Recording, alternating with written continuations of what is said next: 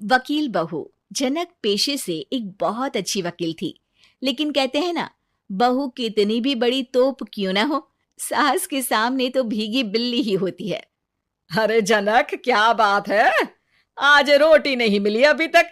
ये तेरा कोर्ट नहीं है जो आज फैसला ना हुआ तो कल की तारीख मिल जाए। रोटी तो रोज वक्त में चाहिए। हाँ माँ जी, रोटी तो कब की बन गई। मैंने आपको कहा तो खाना खाने के लिए, आपने शायद सुना नहीं होगा। ओहो, जज नहीं हूं मैं तेरे कोर्ट की, सास हूं सास। कोई दलील फालतू की मत देना यहाँ। बहुत जानती हूं मैं इन वकीलों को। अपनी बात ऊपर रखने के लिए झूठ बोलने में जरा भी नहीं सोचते। तभी वहां जनक के ससुर आ जाते हैं। अरे भाग्यवान, क्यों बेचारे के काम को कोसती रहती है हमेशा। मैं भी तो था वहां जब ये आई थी तुझे रोटी खाने को बुलाने के लिए। सास को तो अब गुस्सा आ जाता है कि कैसे किसी ने बहू की साइड ले ली। अरे वाह जी वाह, वो तो मैं जानती थी कि कोई ना कोई गवाह तो ये पेश कर ही देगी। पर मैं तो अब सीधा खाना खाकर सोने जाऊंगी। मुझे आदत नहीं है किसी से बहसा बहसी करने की।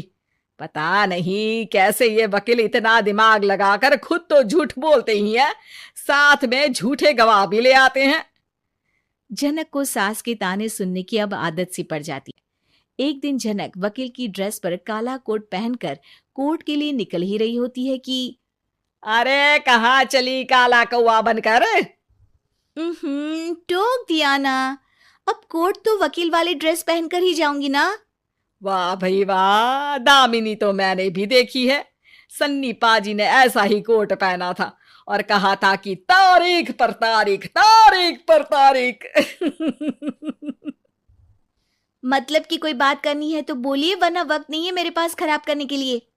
अरे पता नहीं तुझ में क्या देखा मेरे बेटे ने, सारा दिन वकीलों वाली बहस करती है भोली भाली सास के साथ। अच्छा सुन, जो इतनी बहस मेरे आगे करती है ना, जरा अपने बॉस से कर ले, जो 1 साल भी ना हुए तेरी शादी को और काले कपड़े पहना दिए। अंदर जा और लाल कोट पहन कर आ, पता तो चले कि नई नवेली शादी हुई है। अरे माँ जी, कोर्ट में मेरा बॉस क्या करेगा? ये तो पूरे देश की ड्रेस है वकीलों के लिए। लेकिन सास तो ठहरी सास। अच्छा, तो कोई जरूरत नहीं है 2-4 साल कोर्ट जाने की। शादी थोड़ी पुरानी हो जाए तब इजाजत दे दूंगी मैं तुझे काले कपड़े पहनने की। अब क्या था, मन मारकर जनक को लाल रंग का कोट पहनकर कोर्ट जाना पड़ता है। उसकी जाने के बाद आहा, बढ़िया आई पूरे देश की ड्रेस की बात करने वाली। अरे पहना दिया ना लाल कोट। अब सास आए दिन या तो जनक को उसके काम का ताना देती या फिर उसका काम छुड़वा देने की धमकी। तंग आकर एक दिन जनक पति से कहती है, मैं सोच रही हूँ कि कोर्ट जाना बंद ही कर दूं। अरे क्यों यार, इतना अच्छा करियर है, क्यों छोड़ने की सोच रही हो? अरे लाल रंग का कोट पहनकर जाना पड़ता है। हर बात पर सास ताना देती है कि वकील तेज होते हैं, सवाल जवाब करते हैं, झूठी दलीलें देते हैं। अरे तो ठीक है ना, वो जो कहती है अपनी समझ से कहती है, लेकिन तुमको तो पता है ना कि सच्चाई क्या है। जनक को पति की बात से हौसला मिलता है कि तभी घर पर कुछ लोग आ जाते हैं।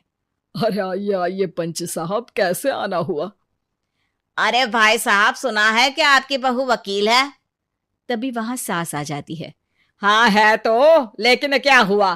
फिर कहीं बहस कराई क्या? अरे हम तो खुद दुखी है उसके व्यवहार से। अरे भाभी जी, आपको तो पूरा मोहल्ला जानता है कि आप कितना बोलती है। फिर हम यहाँ बहू रानी की कोई शिकायत नहीं, बल्कि अपनी परेशानी लेकर आए हैं। ससुर जी खुश हो जाते हैं। हाँ हाँ, मैं भी बहू को बुलाता हूँ। जनक वहां आती है, सबको नमस्ते करके बैठ जाती है। बहू रानी, हमारे गांव में बड़ी मुसीबत आ गई है। अब तो पूरे गांव की जिम्मेदारी मानो तुम्हारे कंधों पर है। अरे ना ना, इससे तो घर की जिम्मेदारी पूरी नहीं होती, ये गांव की जिम्मेदारी क्या लेगी? भाभी जी, आप चुप हो जाओ। यहाँ पढ़े लिखे लोगों की बात हो रही है। आप जाओ, जरा रसोई से सबके लिए चाय लेकर आओ। मैं कॉफी लूंगी। हाँ हाँ, वकील साहिबा के लिए कॉफी। सास सर पैर सब पटक कर वहां से निकल जाती है। बहू, गांव में पानी नहीं आ रहा है, पड़ोसी राज्य ने हमारा पानी रोक रखा है। इसका मामला तो बड़े कोर्ट में चलेगा पंच जी, लेकिन ऐसा क्यों? वो राज्य हम लोगों से पानी के पैसे मांग रहा है। अब आधे गांव में पानी की सप्लाई खत्म हो गई है बहुरानी। अच्छा पंच साहब, बात गांव की है तो मैं जरूर केस लड़ूंगी। यहाँ एक बार फिर सास की एंट्री हो जाती है। अरे वाह जी वाह, ये काम करवा लो, आप हमारी बहू से बहुत अच्छा करती है। मैं हूं सीधी सादी सास। इस लड़की ने कैसे लड़ लड़ कर मुझे साइड कर रखा है, ये तो अब आपको पता चल ही जाएगा। अरे भाभी जी, आपकी आवाज तो पूरे गांव को सुनाई पड़ती है जब आप बहू रानी को सुंदर वचन सुना रही होती हैं। अरे वकील बहू मिली है, फक्र करो फक्र। हाँ जी हाँ, सारी फकर तो हम लोग ही करें। खैर, अब जो केस लड़ेगी और पानी गांव में आ जाता है तो पंच साहब लिख कर देना होगा कि हैंड पाइप में सबसे पहले मेरी बाल्टी और घड़ा भरेगा। अरे फिर तो हम बहू रानी के नाम पर घर पर ही सप्लाई दे देंगे, लेकिन ये इतना आसान नहीं है। बहू, गांव के पास अभी वकील करने की भी पैसे नहीं है तो। अरे पंच साहब, ये मेरे गांव का मामला है, मैं आपसे एक भी पैसा नहीं लूंगी। सास को बहू की बात पर गुस्सा आ जाता है, लेकिन सबके जाने के बाद झनक मन लगाकर गांव की परेशानियों को दूर करने में लग जाती है। और वो दिन भी आता है कि झनक केस जीत जाती है। अरे आज तो प्लम्बर आकर घर तक पाइप लगा गया है। खुश हो जाओ, मेरे कारण तुम लोगों को घर के अंदर ही पानी मिल जाएगा।